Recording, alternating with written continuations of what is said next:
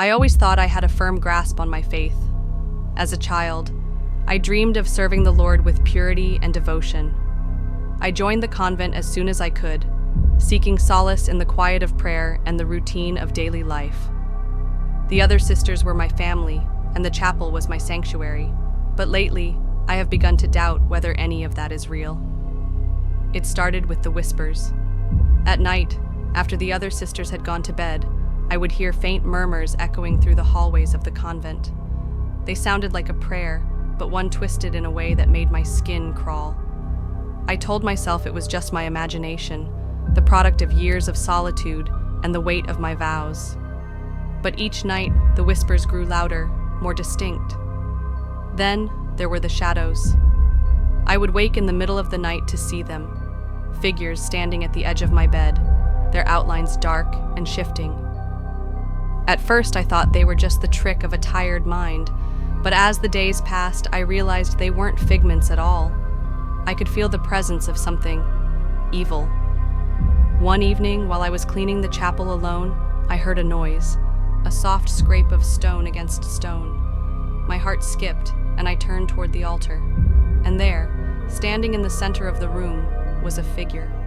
I couldn't make out any features, just a tall silhouette draped in what looked like a black habit. I froze, unable to breathe, as the figure took a slow step forward. "Sister," it whispered. The voice was wrong, deep and hollow, like it came from beneath the earth. "Why do you ignore me?" I tried to speak, but my throat was dry, my words trapped in the terror that gripped my chest.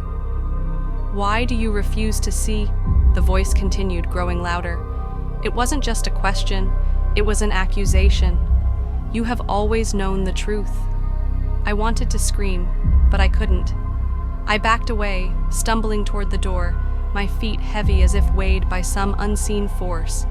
But the figure followed, gliding across the stone floor without making a sound. My mind raced with desperate thoughts of prayer. I recited the Hail Mary over and over in my head, but the words seemed to mock me now. The shadow was closer, closer than any human could be.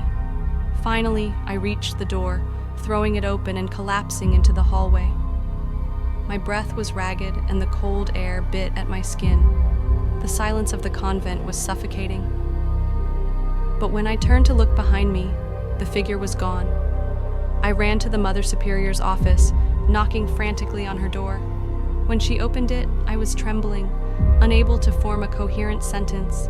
She listened patiently, her face devoid of emotion, and then, without saying a word, she handed me a small, worn book.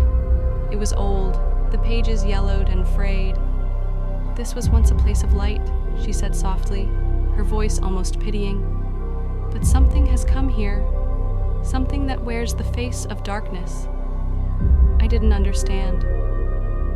"What do you mean?" She looked at me with such intensity that I felt as though she were looking straight into my soul. "You must leave this place, sister, for your own sake, and for the sake of everyone here." I tried to protest, but she was already gone, her footsteps echoing down the hallway. Now, as I sit alone in my cell, I can hear the whispers again. They are louder tonight, closer. They know I'm awake. I think back to the night I first arrived at the convent, how pure and holy everything seemed. But I know now the truth that was hidden from me. The convent was never a sanctuary. It was a tomb, and I am its final prisoner.